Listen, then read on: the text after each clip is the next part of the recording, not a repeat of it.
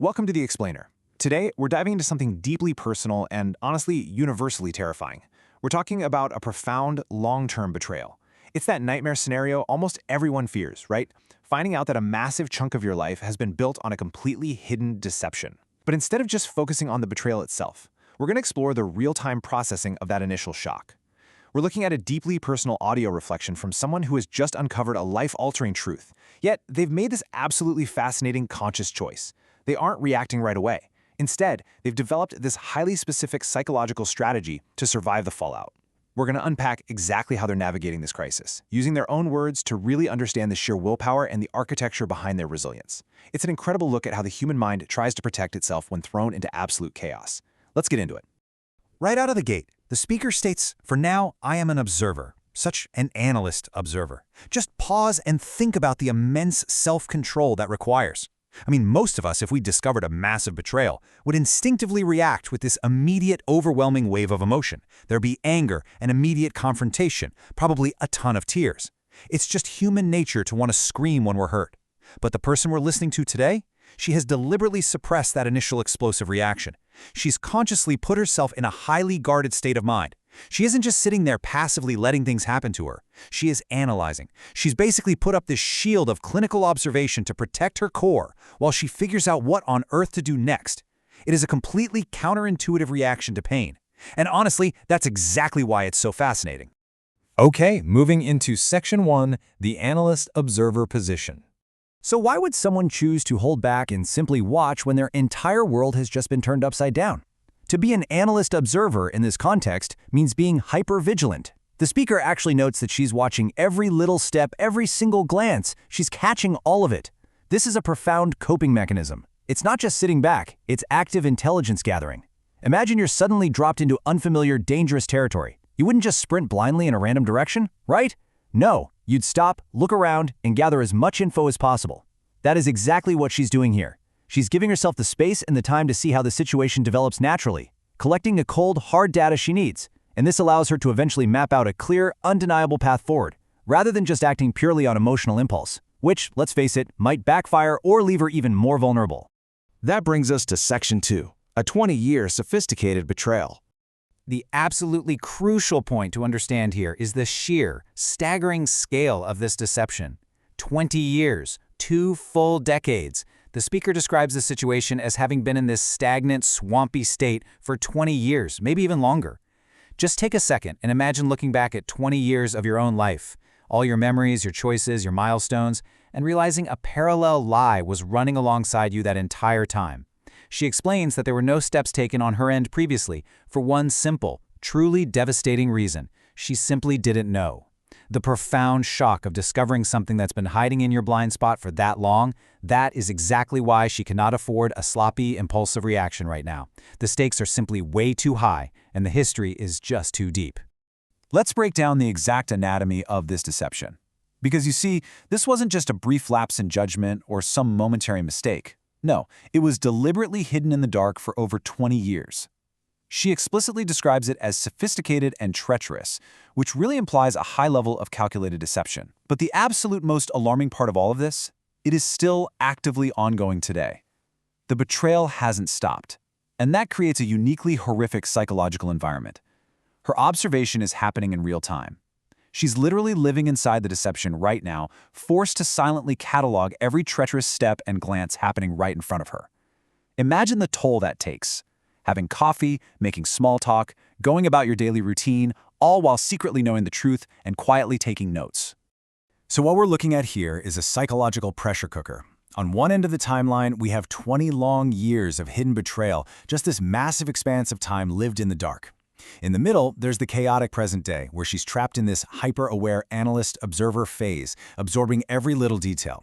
And on the far end, looming in the near future, is a very specific date, July 15th. She's given herself a strict deadline.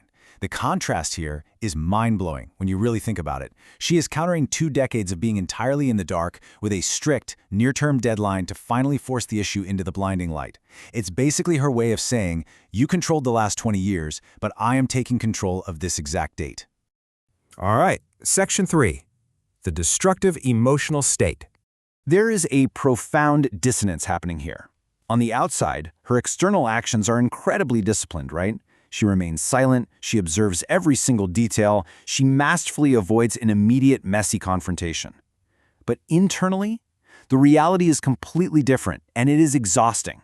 She confesses that this silent vigilance actually leaves a terribly unpleasant, heavy residue on her soul. She feels trapped in that destructive, swampy state she mentioned. Maintaining two separate realities, the outer calm and the inner turmoil, it drains every ounce of your energy. She's acutely aware that life is simply too short to spend it suffocating in someone else's lies. It's an agonizing tightrope walk. She's balancing the absolute necessity of strategic silence against the desperate, undeniable need for her own emotional survival. And eventually she hits this crucial realization, stating, "This is a very destructive state for my life. I don't want to be in it." She asks herself, "Why do I need this? I don't need this." This speaks to such a deeply universal human experience. At a certain point, self-preservation demands action, not just observation. She recognizes that while playing the observer was initially safe and honestly probably necessary to process the massive initial shock, it's ultimately unsustainable. It is literally soul-crushing. She knows that if she just sits and watches forever, letting the deception wash over her, it'll be incredibly foolish and ultimately ruin her. It's like you can only hold your breath underwater for so long before you absolutely have to swim to the surface. This leads right into Section 4, the deadline, July 15th. She explicitly states that she gave herself a time frame, and it has absolutely cemented itself in her consciousness, July 15th. She decided that on this exact date, she must put a period on this situation inside herself. She has to take a step. Now, why is this so important? Well, because setting a deadline is a known, incredibly powerful survival tactic in chaotic situations. It acts as an anchor in a raging storm. When everything around you is spinning totally out of control and built on lies, creating one fixed, unmovable point in the future gives you something solid to hold on to. By anchoring her mind to July 15th, she actually reclaims a massive piece of her own agency. She isn't just some passive victim waiting for the next blow, she's a master strategist waiting for her precise moment to move. And look at this. This isn't just a list. It's a literal lifeline she's drawn for herself. Her methodical strategy for regaining control goes exactly like this. First, continue to observe and gather data as the analyst. Keep that shield up. Second, wait for the firm July 15 deadline. If the situation doesn't resolve or change on its own by then, she's going to force a transformation. Third, take a therapeutic vacation to physically and mentally reset. And finally, fourth, yield the ultimate outcome to the universe.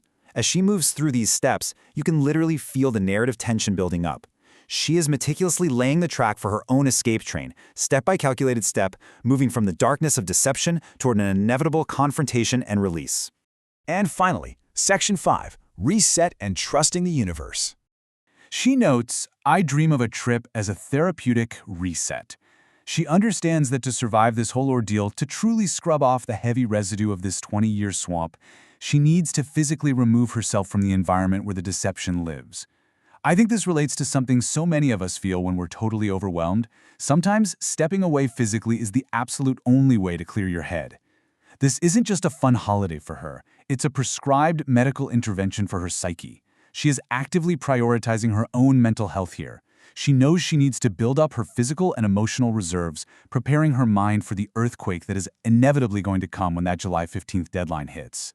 Which brings us to her final stance of resilience. And honestly, it is awe-inspiring.